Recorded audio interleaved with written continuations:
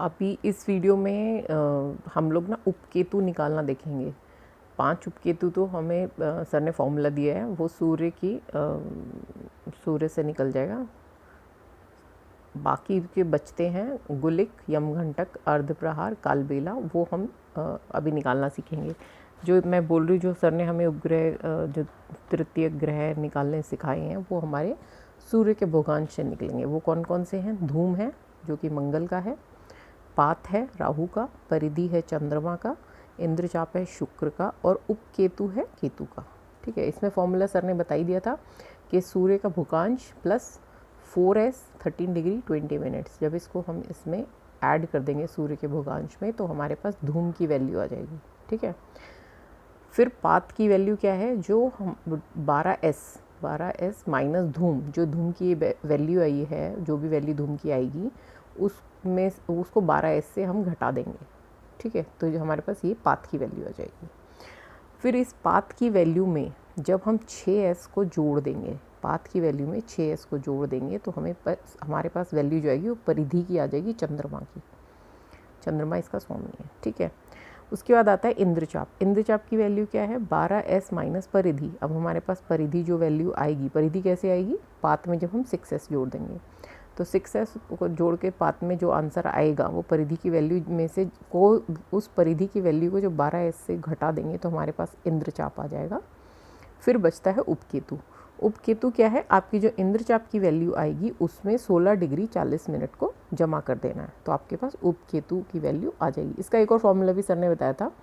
आप 11s अगर जोड़ देंगे सूर्य के भोगांश में, तो भी आपके पास उपकेतु की वैल्यू आ जाएगी। तो उपकेतु निकालने के 2 तरीके हैं, या तो इंद्रचाप में 16 डिग्री 40 मिनट को आप जमा कर दीजिए, या फिर सूर्य का जो भोगांश है उसमें 11s को जमा कर दीजिए। ठीक है, ये हमारे पास 1 2 3 4 5 जो हमारे पास हैं, ये हमने उपग्रह निकाल लिए। ठीक है, बाकी बचे हैं 4 कौन कौन से हैं हमारे पास? गुलिक, यमघंटक, अर्धप्रहार और कालबेला। ठीक है, इनको निकालने का, इन चारों को निकालने का एक प्रोसेस है, वो हम अभी डिस्कस कर लेंगे। तो बेसिकली हम इसमें देखते हैं, हमें डेटा क्या चाहिए होता है। इसमें एक ही बात देखनी होती है कि हमारा जो जन्म है वो दिन का है या रात का है। अब यहाँ पर जो इस क्वेश्चन में है वो जन्म है 12-20-52, यानी कि दिन में, दोपहर का जन्म है। ठीक है, तो ये दिन का रहेगा। तो उस केस में हम क्या निकालेंगे? दिनमान निकालेंगे। और अगर जन्म रात का हो, मतलब सूर्यास्त के बाद का हो, तो उसे हम रात्रि का समय मानेंगे। और रात्रि के लिए उस जन्म, जो रात को जन्म होगा, उसके लिए हम रात्रिमान निकालेंगे। ठीक है, तो रात्रिमान का पहले देख लेते हैं। रात्रिमान अगर निकालना है हमें, तो उसमें क्या है कि जो दूसरे दिन सूर्योदय का समय होगा उसमें से घटा देंगे आज का, जिस दिन बर्थ हुआ है उस दिन का सूर्यास्त का समय। तो जो टोटल टाइम आ जाएगा वो एक तरह से रात का टाइम हो जाएगा। मतलब आज की सूर्यास्त से लेकर दूसरे दिन के सूर्योदय तक, तो ये जो बीच का समय है पूरा, ये हमारा रात्रिमान होगा। ठीक है, उसी तरह से दिनमान निकालते हैं। दिनमान क्या होगा कि आज का सूर्योदय से लेकर आज का सूर्यास्त, तो ये हमारा सूर्योदय से सूर्यास्त जो होगा ये हमारा हो जाएगा दिनमान। मतलब ये सूर्यास्त है। ठीक है, सूर्यास्त है। इस सूर्यास्त में से जब हम सूर्योदय की वैल्यू घटा देंगे, तो हमारे पास क्या आ जाएगा? दिनमान आ जाएगा। ठीक है, इसी तरह से ये नेक्स्ट डे का सूर्योदय है। ठीक है, सनराइज ऑफ नेक्स्ट डे, ये सनसेट है आज का। तो इस नेक्स्ट डे के सनराइज से अगर हम सनसेट आज का घटा देंगे, तो हमारे पास रात्रिमान आ जाएगा। ठीक है, ये मान निकालने का तरीका है। ये बेसिक हमारे पास एक वैल्यू आ जाएगी। ठीक है, अब इसमें क्या होता है, इसमें जो पूरा जो भी हमारे पास टाइम आएगा, दिनमान या रात्रिमान, उसको हम 8 भाग में डिवाइड कर देंगे। ठीक है, एक first part, second part, third part, fourth, fifth, six, seventh. ठीक है, और जो लास्ट पार्ट 8th पार्ट है उसको हम निरीश रखते हैं। निरीश मतलब जिसका कोई इश नहीं है, जिसका कोई स्वामी नहीं है। ठीक है, तो इसे एक तरह से ब्लैंक बोलेंगे। ठीक है, निरीश होगा। ओके, अभी इनकी ग्रेडेशन, इनका पोजीशनिंग कैसे होती है? इनकी पोजीशनिंग होती है कि जिस दिन जन्म का दिन है उस दिन कौन सा दिन है। ठीक है, तो इसके लिए जो सर ने मेथड सिखाया था कि आप दिन निकाल सकते हैं किसी भी डेट का, तो या तो वो कर लीजिए, नहीं तो आप अभी के लिए जैसे हम लोगों ने कैलकुलेटर से या फिर फ़ोन में चेक कर लिया, या फिर 15 अक्टूबर, क्योंकि हमें पता ही था रविवार है तो हमने रविवार ले लिया, ठीक है। तो इसमें जो फर्स्ट पार्ट है वो हम फिर रवि, जिस दिन बर्थ होगा वो पार्ट उस स्वामी को जाएगा, ठीक है, उस देव, उस ग्रह को जाएगा। देन चंद्र, देन मंगल, देन बुध, फिर बृहस्पति, फिर शुक्र, फिर शनि, फिर लास्ट है निरीश, ठीक है। अगर सपोज करो फॉर एग्जांपल किसी का जन्म होता है से बृहस्पतिवार को, ठीक है, तो ये दिनमान को हम 8 पार्ट में करेंगे। तो अब जो पहला पार्ट होगा वो आपका बृहस्पति होगा, फिर शुक्र होगा, फिर शनि होगा, फिर आप रवि होगा, फिर चंद्र होगा, फिर मंगल होगा, फिर बुध होगा। तो 7th पार्ट हमारा क्या हो जाएगा, इस केस में बुध हो जाएगा यहाँ तक, और 8th पार्ट फिर हमारा क्या हो जाएगा, निरीश हो जाएगा, ठीक है। तो ये साइक्लिक फॉर्म में आते रहेंगे, बस लास्ट पार्ट हमेशा निरीश होगा, और ये दोनों के केस में होगा, दिनमान में भी और रात्रिमान में भी, ठीक है। अब हम देखते हैं कि रवि का जो है, रवि का है वो है कालबेला है, बुध का अर्ध प्रहार है, बृहस्पति का यम घंटक है, और शनि का गुलिक होता है। तो हमें इन 4 वैल्यूज़ को ही निकालना है इस केस में। तो इसमें सबसे पहले क्या है, कालबेला का जन्म। इसमें जन्म, किसी भी चीज़ का जन्म ना हम एंड पे नहीं देखते, वैल्यू हम देखेंगे कब ख़त्म हो रहा है इसका, तो उसको लेंगे हम।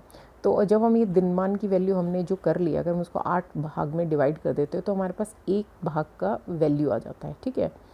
तो इसमें जब जो जन्म सूर्योदय का समय है, सूर्योदय हमारा इस केस में आ रहा है 6:22 पे। तो सूर्योदय में हम क्या जमा कर देंगे, सूर्योदय में हम जमा कर देंगे जो ये एक कितने पार्ट है, इसमें फर्स्ट पार्ट में ख़त्म हो रहा है, तो इसमें फर्स्ट पार्ट की वैल्यू जो हमारी निकलेगी वो हम इसमें जमा करेंगे। अब दिनमान ये वाला देख लेते हैं हम। दिनमान कैसे निकाला हमने, 15 अक्टूबर जो हमें डेट गिवन है उसका सूर्यास्त का समय माइनस 15 अक्टूबर को सूर्योदय का समय। ये हमने पंचांग से देखा है। पंचांग का पेज नंबर अगर आपको खुद देखना है तो 85 है। तो इसमें आप देख भी सकते हैं, आप पंचांग से पता लगा सकते हैं। 15 अक्टूबर को आप जाएंगे तो आप देखेंगे यहाँ पे रविवार है, ठीक है। तो हमें 2 ही डेटा इसमें से चाहिए, सूर्योदय और सूर्यास्त की वैल्यू। तो इससे 6:22 पे सूर्योदय है और 5:52 शाम को सूर्यास्त है, ठीक है। हमने ये दोनों वैल्यूज़ अपने फॉर्मूले में यहाँ पे लगा लेंगे। सूर्यास्त की वैल्यू 17:52 और सूर्योदय की 6:22। जब हमने इसको घटाया तो हमारे पास 11 घंटे 30 मिनट का दिनमान आ गया। अब इस 11 घंटे 30 मिनट के दिनमान को हमने 8 से भाग दे देना है, तो हमारे पास 1 भाग की वैल्यू आ जाएगी। तो अभी हमारे पास क्या आ रही है, 1 घंटा 26 मिनट और 15 सेकंड। ये कैलकुलेशन आपको करनी पड़ेगी, ठीक है। अगर आपको इजी करना है तो आप 11 घंटे को भी मिनट्स में कन्वर्ट कर लीजिए, तो टोटल मिनट्स आ जाएंगे और उस हिसाब से आप उसको 8 से भाग दे दीजिए, ठीक है। अब कालबेला का जन्म क्या है, सूर्योदय का समय प्लस 1 भाग, जो दिनमान का 1 भाग है वो। तो ये दिनमान का 1 भाग है 1 घंटा 26 मिनट और 15 सेकेंड, ठीक है। 6:22 का सूर्योदय है, तो टोटल वैल्यू हमारे पास आ जाती है 7:48:15, यानी कि 7:48 मिनट और 15 सेकेंड, ठीक है। अब बारी है अर्धप्रहार। सेकंड है अर्धप्रहार, जो हम कैलकुलेट करते हैं। अर्धप्रहार हमारा 1 part, 2 part, 3 part, 4th part पे है, ठीक है। अर्धप्रहार का स्वामी कौन है, बुध है। तो अर्धप्रहार का फॉर्मूला क्या होगा, सूर्योदय का समय प्लस 4 को गुणा देंगे किससे, क्योंकि चौथा पार्ट है ना, तो 1 भाग की जो वैल्यू आई है उसको मल्टीप्लाई कर देंगे 4 से। तो हमारे पास 4 भागों की वैल्यू हो जाएगी, 1 भाग, 2 भाग, 3 भाग, 4 भाग, ठीक है। इसका एंडिंग पार्ट ही इसका अर्धप्रहार का मतलब टाइमिंग होगा। तो सूर्योदय का वही 6:22 और इसको जब मल्टीप्लाई करेंगे तो हमारे पास आ जाएगा 5 घंटे और 45 मिनट।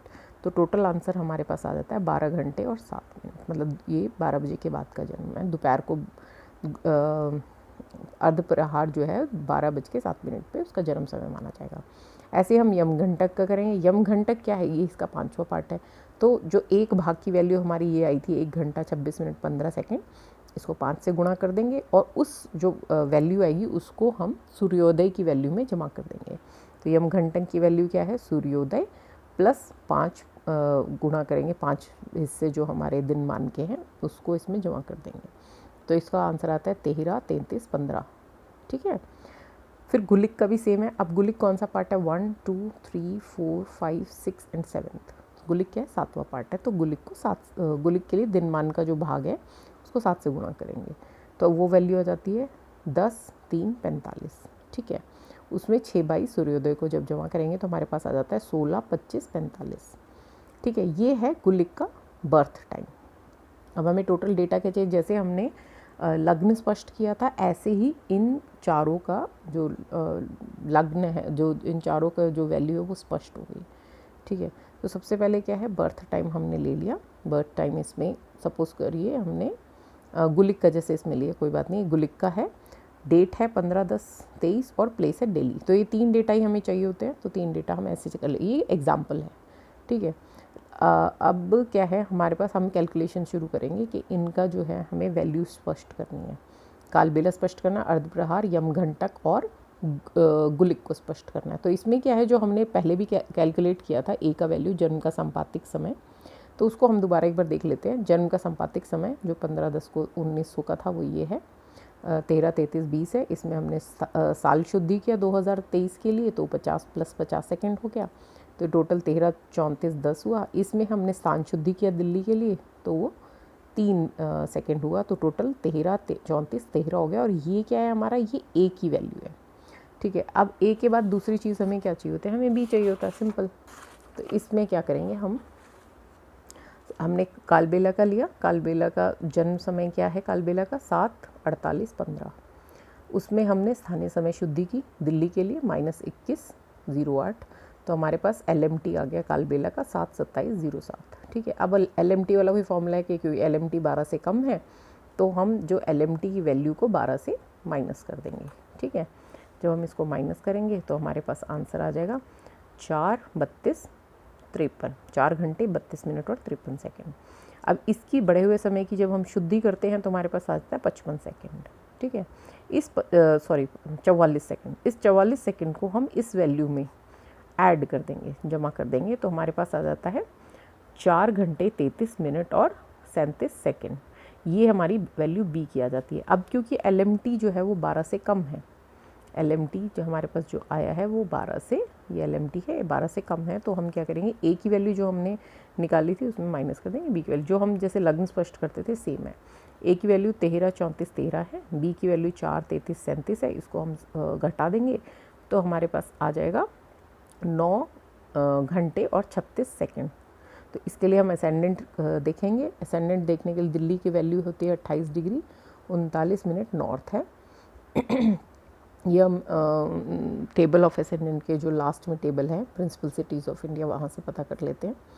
फिर हम टेबल ऑफ असेंडेंट का यूज़ करके 9 घंटे 4 मिनट का डेटा देखेंगे, फिर 9 घंटे का डेटा देखेंगे, दोनों को सब्ट्रैक्ट करेंगे तो 4 मिनट का डेटा हमारे पास 51 मिनट आ रहा है वही। और हमें टोटल कितना चाहिए, हमारे पास 9 की वैल्यू एग्जैक्ट है, हमें सिर्फ ये जो 36 सेकेंड है इसकी वैल्यू निकाल के जो आएगी उसको ऐड कर देना इस वैल्यू में, जो हमारे पास टोटल 9 आवर्स की जो वैल्यू है उसमें हमें 36 सेकेंड की वैल्यू सॉल्व करके इसमें डाल देनी है, तो हमारे पास असेंडेंट आ जाएगा 9 घंटे और 36 सेकेंड का। ठीक है, तो इसे 36 सेकेंड का हमें चाहिए, तो 36/240 ये दोनों सेकेंड में है, मल्टीप्लाइड बाय 51 मिनट, तो हमारे पास आता है 7.65 मिनट्स। तो हमने इसको अप्रॉक्सीमेटली ले लिया 8 मिनट्स। ठीक है, अब इस 8 जो मिनट को हमने इस वाली वैल्यू में जो 9 आवर्स की उसमें ऐड कर देंगे, तो हमारे पास आता है 6s 16 डिग्री एंड 22 मिनट्स।